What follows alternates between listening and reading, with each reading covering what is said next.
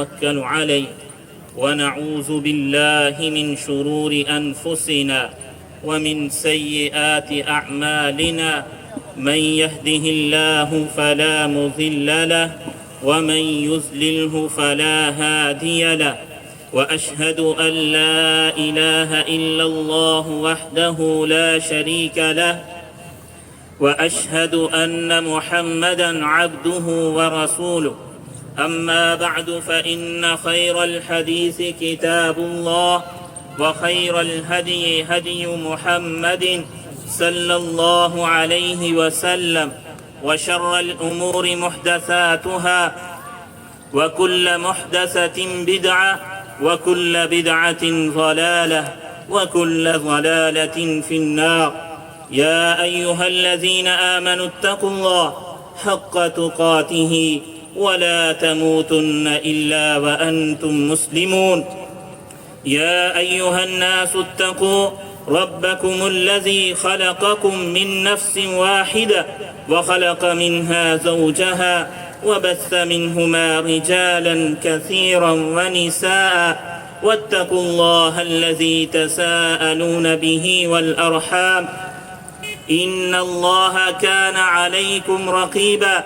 يا أيها الذين آمنوا اتقوا الله وقولوا قولا سديدا يصلح لكم أعمالكم ويغفر لكم ذنوبكم ومن يطع الله ورسوله فقد فاز فوزا عظيما.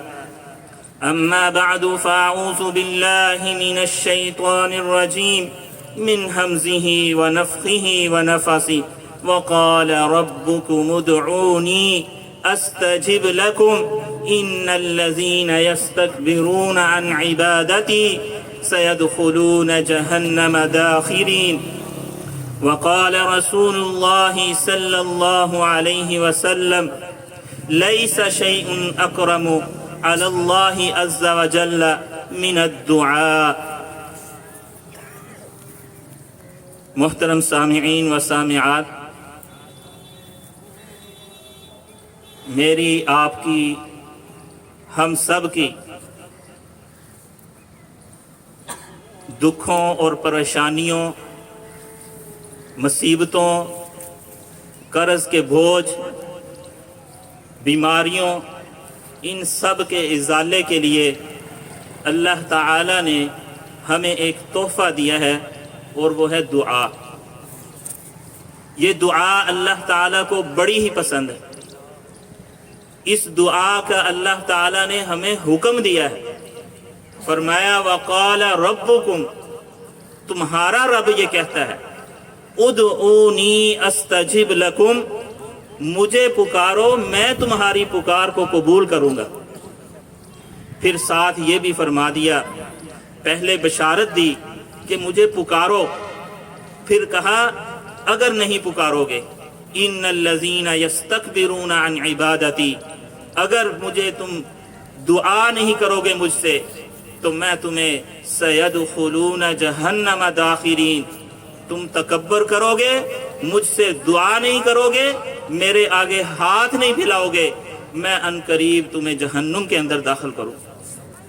اس دعا کی اہمیت اللہ کے رسول صلی اللہ علیہ وسلم کی اس حدیث سے بھی معلوم ہوتی ہے. اللہ کے رسول صلی اللہ علیہ وسلم نے فرمایا لیس شیء اکرم علی اللہ عز وجل من الدعاء، اللہ تعالیٰ کو سب سے زیادہ جو معزز ہے، سب سے زیادہ جو عزیز ہے وہ دعا ہے. ایک حدیث کے اندر تو یہ الفاظ بھی آتے ہیں، اللہ کے رسول صلی اللہ علیہ وسلم نے فرمایا جو شخص اللہ تعالیٰ سے دعا نہیں کرتا، اللہ تعالیٰ کے آگے ہاتھ نہیں پھیلاتا، اللہ تعالیٰ اس سے ناراض ہو جاتا. محترم سامعین، یہ دعا بڑی اہمیت کی حامل ہے. اللہ کے رسول صلی اللہ علیہ وسلم نے فرمایا تم دعا کیا کرو، یہ تمہاری جو پچھلی پریشانیوں ہیں اس کے لیے بھی فائدہ مند ہے، اور جو آنے والی مصیبتیں ہیں اس کے لیے بھی فائدہ مند ہے. پچھلی مصیبتوں کے لیے کس طرح فائدہ مند؟ جب ہم دعا کریں گے اللہ تعالی ہماری جو پچھلی مصیبتیں ہیں اس کے لیے ہمیں صبر دے گا، ہمیں برداشت کی قوت عطا کرے گا، اور آئندہ آنے والی مصیبتوں کو ہم سے ٹال دے. یہ دعا بڑی فائدہ مند چیز ہے. اس کو ہمیں ضرور کرنا چاہیے۔ اللہ کے رسول صلی اللہ علیہ وسلم نے فرمایا دعا کی 3 ہی حالتیں ہوتی ہیں۔ جب بندہ دعا کر لیتا ہے اللہ تعالیٰ یا تو اس کو فوراً قبول کر لیتا ہے، یا دوسری اس کی حالت یہ ہوتی ہے کہ اللہ تعالیٰ اسے آخرت کے لیے ذخیرہ کر لیتا ہے، اور تیسری اس دعا کی حالت یہ ہوتی ہے کہ اللہ تعالیٰ اسی دعا کی مثل تم سے کوئی مصیبت جو آنے والی ہوتی ہے اس کو ٹال دیتا ہے۔ محترم سامعین، یہ دعا جو تمام پیغمبر کرتے رہے، یہ دعا کو ہم اپنا لازمی جزو بنا لیں۔ دعا کے قبول ہونے کے کئی اسباب ہیں، ان میں سے ایک سبب اللہ کے رسول صلی اللہ علیہ وسلم کی حدیث سے ہمیں ملتا ہے۔ حضرت سعد بن ابی وقاص رضی اللہ تعالیٰ عنہ بیان کرتے ہیں، کہتے ہیں کہ اللہ کے رسول صلی اللہ علیہ وسلم نے فرمایا جو شخص دعائے یونس پڑھتا ہے، حضرت یونس علیہ السلام کی وہ دعا جو انہوں نے مچھلی کے پیٹ کے اندر پڑھی تھی، لا الہ الا انت سبحانک انی کنت من الظالمین، اے اللہ تیرے سوا کوئی معبود برحق نہیں، تو ہر عیب سے پاک ہے، اے اللہ میں ہی ظالموں میں سے ہوں۔ اللہ کے رسول صلی اللہ علیہ وسلم نے فرمایا جو اپنی دعا کے وقت ان الفاظ کو پڑھ لیتا ہے اللہ تعالیٰ اس کی دعا کو رد نہیں کرتا۔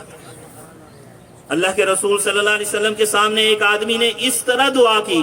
اللہم انی اسألک بانی اشہد انک انت اللہ لا الہ الا انت الاحد الصمد الذی لم یلد ولم یولد ولم یکن لہ کفوا احد۔ ان الفاظ کے ساتھ دعا کی، اللہ کے رسول صلی اللہ علیہ وسلم نے اس کی دعا کو سنا، صحابہ اکرام کو مخاطب کیا، اے میرے صحابہ، اس آدمی نے اللہ کے اس اسم اعظم کے نام کے ساتھ دعا کی ہے کہ جو اسم اعظم جب لے لیا جاتا ہے تو اللہ تعالیٰ اس کی دعا کو ضرور قبول کرتا ہے۔ محترم سامعین،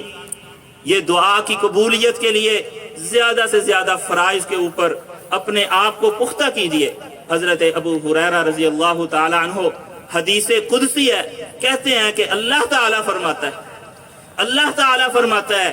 کہ جو شخص میرے دوست سے دشمنی کرتا ہے وہ ایسے ہے جیسے وہ مجھ سے جنگ لڑ رہا ہے۔ پھر آپ صلی اللہ علیہ وسلم نے فرمایا اللہ تعالیٰ یہ فرماتا ہے کہ میرا بندہ سب سے زیادہ قریب مجھے اس حالت میں ہوتا ہے جب وہ اپنے فرائض کو مکمل کر لیتا ہے۔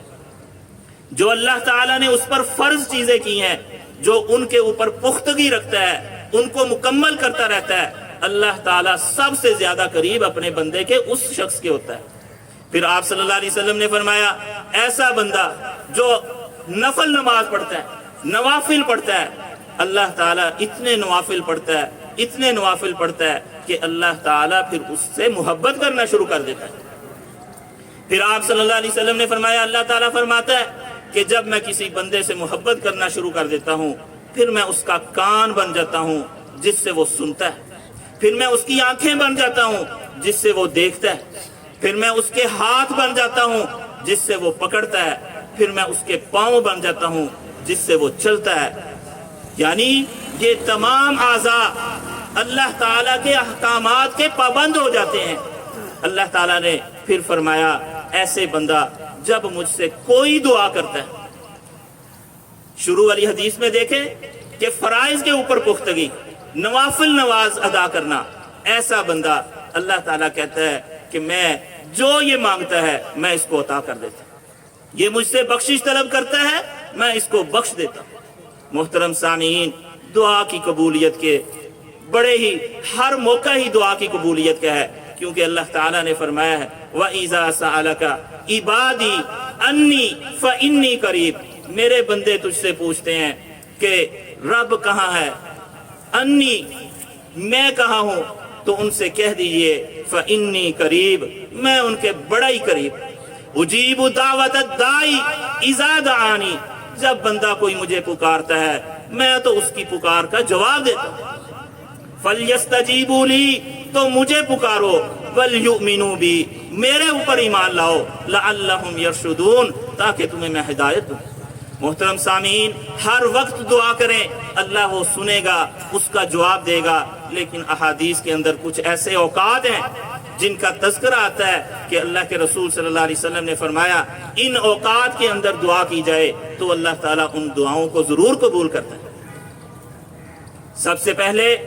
اللہ کے رسول صلی اللہ علیہ وسلم نے فرمایا جو بندہ سجدے کی حالت میں دعا کرتا ہے، سجدے کی حالت میں اللہ تعالیٰ اس دعا کو ضرور قبول کرتا ہے، اس کی دعا کو رد نہیں کرتا۔ سجدہ وہ حالت ہے جو اللہ تعالیٰ کے سب سے قریب ہوتا ہے بندہ عبادت کے اندر، تو ہمیں یہ معمول بنانا چاہیے کہ اپنے دکھوں کا مداوا، اپنی مصیبتوں کا حل جو ہے وہ سجدے کے اندر دعاؤں کر کے زیادہ سے زیادہ رو کر گڑ گڑا کر اللہ کے سامنے روئے سجدے کی حالت میں اور زیادہ سے زیادہ دعا کر۔ پھر اللہ کے رسول صلی اللہ علیہ وسلم نے فرمایا لا يرد الدعاء بین الاذان والاقامہ، ایک وقت وہ بھی ہے کہ جب مؤذن اذان دیتا ہے اور پھر مکبر جو ہے وہ تکبیر کہتا ہے، اس کے درمیان جو وقفہ ہے، جو شخص اس وقفے کے درمیان اذان اور اقامت کے درمیان دعا کرتا ہے اللہ تعالیٰ اس کی دعا کو بھی قبول کرتا ہے۔ پھر ایک حدیث کے اندر اللہ کے رسول صلی اللہ علیہ وسلم نے فرمایا رات کے آخری پہر جو بندہ دعا کرتا ہے اللہ تعالیٰ اس کو قبول کرتا ہے۔ کیوں؟ کیونکہ رات کے آخری پہر اللہ تعالیٰ آسمان دنیا پر تشریف لے آتا ہے، پھر سوال کرتا ہے کوئی ہے جو مجھ سے کوئی چیز مانگے میں اسے عطا کروں، کوئی ہے جو مجھ سے دعا کرے میں اس کی دعا کو قبول کروں، کوئی ہے جو مجھ سے اپنے گناہوں کی بخشش طلب کرے میں اس کے گناہوں کو بخش دوں۔ محترم سامعین، ایک حدیث کے اندر اللہ کے رسول صلی اللہ علیہ وسلم نے یہ بھی فرمایا کہ نماز کی التحیات کے اندر درود ابراہیمی کے بعد جو آپ دعائیں کرتے ہیں اللہ تعالیٰ ان کو بھی ضرور قبول کرتا ہے، ضرور قبول کرتا ہے۔ حدیث کے اندر آتا ہے ایک صحابی نماز پڑھ رہے تھے، اللہ کے رسول صلی اللہ علیہ وسلم نے سنا وہ یہ دعا کر رہے تھے اللہم انی اسألک بأن لک الحمد لا الہ الا انت الاحد الصمد الذی لم یلد ولم یولد ولم یکن له کفوا احد ان تغفر لی ذنوبی انک انت الغفور الرحیم۔ اے اللہ تو میرے گناہوں کو بخش دے۔ اس میں اعظم کے ساتھ اس نے دعا کو شروع کیا اور کہا اے اللہ میرے گناہوں کو بخش دے۔ اللہ کے رسول صلی اللہ علیہ وسلم نے فرمایا قد غفر لہ، اللہ تعالیٰ اس کو بخش دے گا، قد غفر لہ، قد غفر لہ، 3 دفعہ اللہ کے رسول صلی اللہ علیہ وسلم نے یہ بات ارشاد فرمائی۔ محترم سامعین، دعاؤں کے قبولیت کے جو اوقات ہیں ان میں سے ایک یہ بھی ہے سنتانی لا يرد الدعاء عند النداء وعند المطر، 2 حالتیں ایسی ہیں جس کے اندر اللہ تعالیٰ دعاؤں کو کبھی رد نہیں کرتا۔ پہلی حالت یہ کہ جب مؤذن اذان دیتا ہے، جب وہ اذان دیتا ہے اس وقت کی ہوئی دعا کو اللہ تعالیٰ ضرور قبول کرتا ہے، اور دوسری اللہ کے رسول صلی اللہ علیہ وسلم نے وقت جو بتایا وہ تھا وعند المطر، بارش کے نازل ہونے کے وقت، بارش کے نازل ہونے کے وقت جو شخص دعا کرتا ہے اللہ تعالیٰ اس کی دعا کو بھی قبول کرتا ہے۔ ایک حدیث کے اندر اللہ کے رسول صلی اللہ علیہ وسلم نے فرمایا، ابو ہریرہ رضی اللہ تعالیٰ عنہ اس حدیث کے راوی ہیں، فرمایا جمعے کے اندر جب امام ممبر کے اوپر بیٹھ جاتا ہے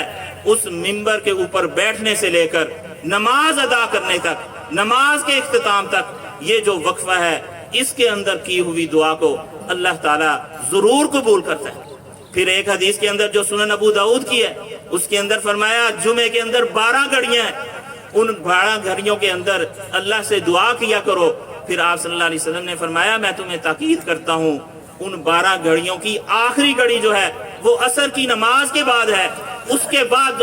جمعے والے دن دعا کرو، اللہ تعالیٰ تمہاری دعاؤں کو قبول فرمائے۔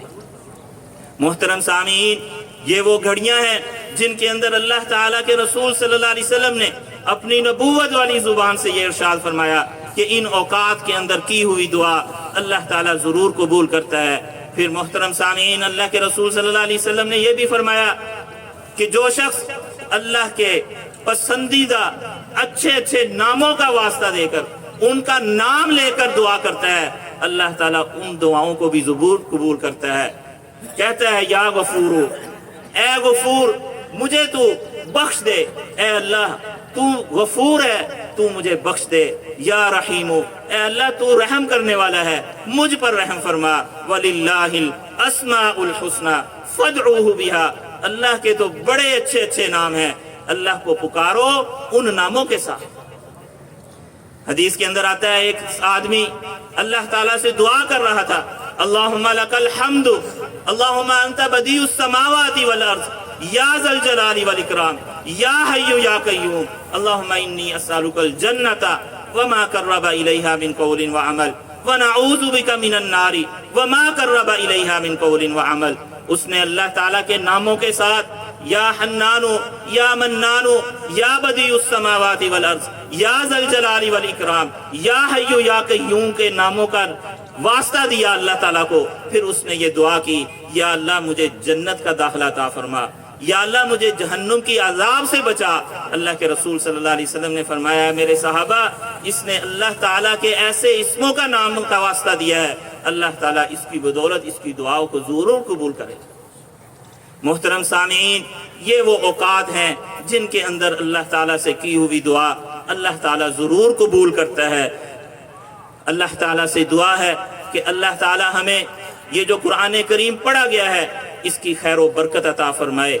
اور ہمارے لیے اس کو مفید بنائے، اور نبی کریم صلی اللہ علیہ وسلم کے احکامات پر من وعن عمل کرنے کی توفیق عطا فرمائے۔ اقول قولی ھذا استغفر اللہ لی ولکم ولسائر المسلمین۔